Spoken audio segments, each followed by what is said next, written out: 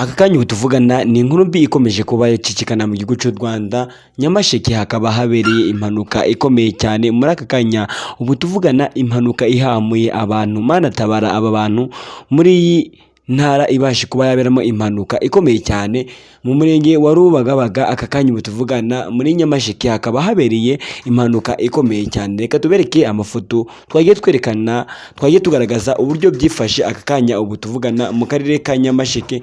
Niba ari ubwa mbere ugeze kuri YouTube channel yacu, kanda ku buto subscribe kandi dukomeze kuba twabagezaho n'andi makuru agezweho muri aka kanya. Ni wa muhungu wanyu usanzwe umbashakira amakuru hirya no hino, ndetse akabasha no kuba yabagezaho amakuru atandukanye. Aka kanya rero ubu tuvugana Nyamasheke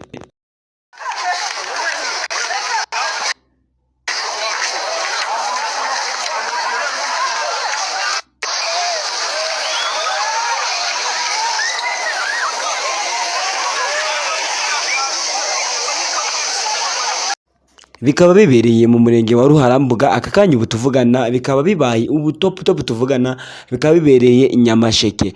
Ahangaha rero ni inkuru ikomeje kuba yateranya abantu, ikaba yabatera ubwoba cyane bitewe n'uburyo babasha kuba babona impanuka idasanzwe cyane, ku buryo byabasha kuba byatuma abantu badakomeza kuba bagenda mu binyabiziga bitandukanye bitewe n'impanuka ibashe kuba yaba muri aka kanya.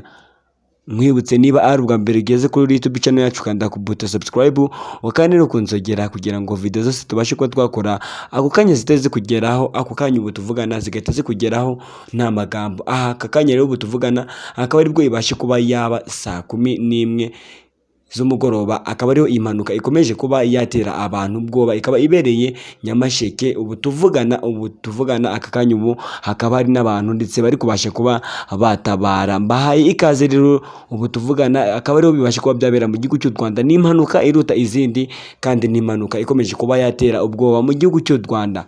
Thank you very much, ndabakunda. Kanda ku buto subscribe niba ari ubwa mbere ugeze kuri YouTube channel yacu. Thank you very much.